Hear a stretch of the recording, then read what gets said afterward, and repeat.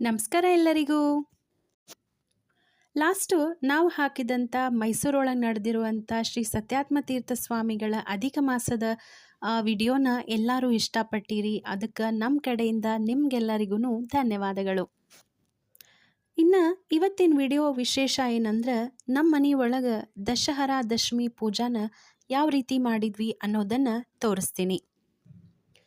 ಈ ದಶಹರಾ ದಶಮಿಗೆ ಒಂದು ಪೌರಾಣಿಕ ಹಿನ್ನೆಲೆ ಇದೆ. ಅದು ಹಿನ್ನೆಲೆ ಏನಂತಂದ್ರೆ, ಗಂಗಾದೇವಿ ಹೆಂಗೆ ಭೂಮಿಗೆ ಬಂದ್ಲು, ಆ ಭೂಮಿಗೆ ಬರಲಿಕ್ಕೆ ಯಾರು ಕಾರಣಕರ್ತರು ಅನ್ನೋದನ್ನು ಡೀಟೇಲ್ ಆಗಿ ಇವತ್ತಿನ ವಿಡಿಯೋದೊಳಗೆ ಹೇಳ್ತೀನಿ. ಪರೀಕ್ಷಿತ ಮಹಾರಾಜರು ತಮ್ಮ ಮಗನಿಗೆ ರಾಜ್ಯವನ್ನೆಲ್ಲ ಒಪ್ಪಿಸಿ ತಮ್ಮ ರಾಜ್ಯ, ಕೋಶ, ಹೆಂಡತಿ, ಪ್ರಜೆಗಳು ಎಲ್ಲರೂ ಮತ್ತು ಅದರ ಮ್ಯಾಲಿನ ಅಭಿಮಾನವನ್ನು ತ್ಯಾಗ ಮಾಡಿ ಗಂಗಾ ನದಿ ದಂಡಿ ಹತ್ರ ಬರ್ತಾರೆ. ಪರೀಕ್ಷಿತ ರಾಜ ಗಂಗಾ ತೀರಕ್ಕೆ ಯಾಕೆ ಬಂದ ಅಂತಂದ್ರೆ, ತನ್ನ ಮರಣ ಆಗೋದಾದ್ರೆ ಅದು ಗಂಗಾ ತೀರದೊಳಗನ ಆಗಲಿ ಅನ್ನೋ ಉದ್ದೇಶದಿಂದ ಬಂದರು. ಯಾಕಂದ್ರೆ ಗಂಗಾ ನದಿ ಪ್ರಶಸ್ತವಾದಂಥ ಸ್ಥಳ. ಗಂಗಾ ನದಿ ಬರೀ ಒಂದು ನದಿ ಅಲ್ಲ, ಅದು ಪರಮಾತ್ಮನ ಪಾದವನ್ನು ತೊಳೆದಂಥ ನೀರು. ತುಳಸಿ ಸಹಿತ ಹರಿದು ಬರುವಂಥ ಪಾದೋದಕನ ಗಂಗಾ ನದಿ. ಗಂಗಾ ನದಿಗೆ ಯಾಕಿಷ್ಟು ಮಹತ್ವ ಬಂತು ಅನ್ನೋದನ್ನು ಹೇಳ್ತೀನಿ. ಒಮ್ಮೆ ಮಹಾವಿಷ್ಣು ವಾಮನ ರೂಪವನ್ನು ತಾಳ್ಬಿಟ್ಟು ಬಲಿಚಕ್ರವರ್ತಿ ಮಾಡುವಂಥ ಯಾಗಕ್ಕೆ ಹೋಗ್ತಾನೆ. ಆಗ ಬಲಿಚಕ್ರವರ್ತಿ ಬಳಿ 3 ಪಾದದಷ್ಟು ಭೂಮಿಯನ್ನು ಬೇಡಿ ತ್ರಿವಿಕ್ರಮನಾಗಿ ಬೆಳೆದು ನಿಲ್ತಾನೆ. ಈ ಕಥೆ ಎಲ್ಲರಿಗೂ ಸಾಮಾನ್ಯವಾಗಿ ಗೊತ್ತಿರ್ತದೆ.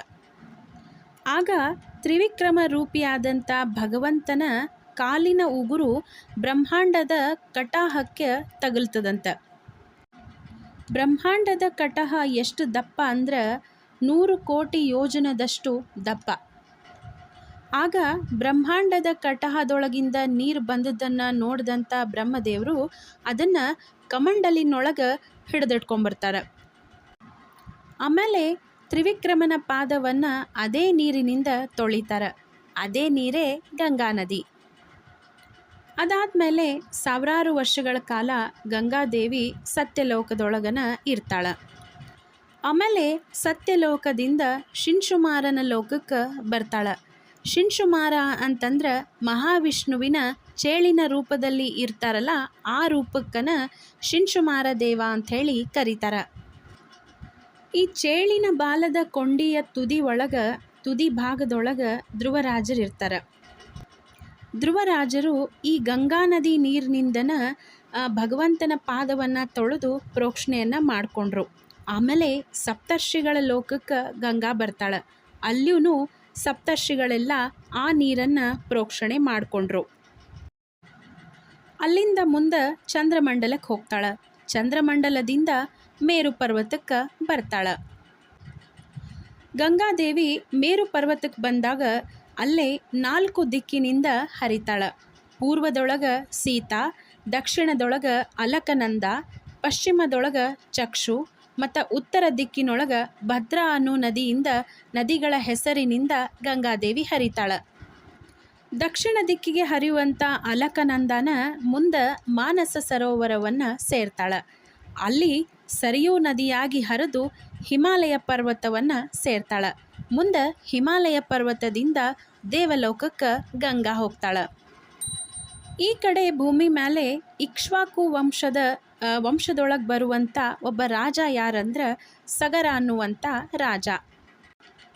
ಈ ಸಗರ ರಾಜನಿಗೆ 60,000 ಮಕ್ಕಳು. ಈ 60,000 ಮಕ್ಕಳು ಏನು ಮಾಡ್ತಾರಂದ್ರೆ, ಕಪಿಲ ರೂಪಿಯಾದಂಥ ಪರಮಾತ್ಮನನ್ನು ಅಪಹಾಸ್ಯ ಮಾಡ್ತಾರೆ. ಅದರ ಪರಿಣಾಮವಾಗಿ ಅವರು ಸುಟ್ಟು ಭಸ್ಮವಾಗ್ತಾರೆ. ಇವರಿಗೆಲ್ಲ ಸದ್ಗತಿ ಆಗಬೇಕು ಅಂತಂದ್ರೆ ದೇವಲೋಕದೊಳಗಿರುವಂಥ ಗಂಗಾದೇವಿ ಭೂಮಿಗೆ ಬರಬೇಕು. ಅದಕ್ಕಾಗಿಯೇ ಅದೇ ಸಗರನ ವಂಶದೊಳಗೆ ಬರುವಂಥ ರಾಜ ಯಾರು ಅಂದ್ರೆ ಭಗೀರಥ ರಾಜ. ಈ ಭಗೀರಥ ರಾಜ ಘೋರವಾದಂಥ ತಪಸ್ಸನ್ನು ಮಾಡಿ ಗಂಗೆಯನ್ನು ಭೂಲೋಕಕ್ಕೆ ಕರೆಸ್ಕೊಳ್ತಾರೆ. ಗಂಗಾದೇವಿ ಭೂಲೋಕಕ್ಕೆ ಬಂದಂಥ ಶ್ರೇಷ್ಠವಾದಂಥ ದಿನ ಅಂದರೆ ಅದು ಜ್ಯೇಷ್ಠ ಮಾಸದ ದಶಮಿ, ಮಂಗಳವಾರ, ಹಸ್ತ ನಕ್ಷತ್ರ. ಈ ಶುಭ ದಿನದೊಳಗ ಗಂಗಾದೇವಿ ಸ್ವರ್ಗಲೋಕದಿಂದ ಭೂಮಿಗೆ ಬಂದ್ಲು.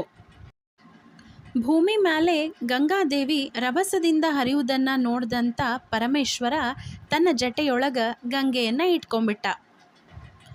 ಆಗ ಮತ್ತೆ ಭಗೀರಥ ರಾಜ ಶಿವನನ್ನ ಕುರಿತು ತಪಸ್ಸನ್ನು ಮಾಡಿ ಗಂಗಾದೇವಿಯನ್ನು ಭೂಮಿ ಮೇಲೆ ಬರೋ ಹಂಗೆ ಮಾಡ್ತಾರೆ.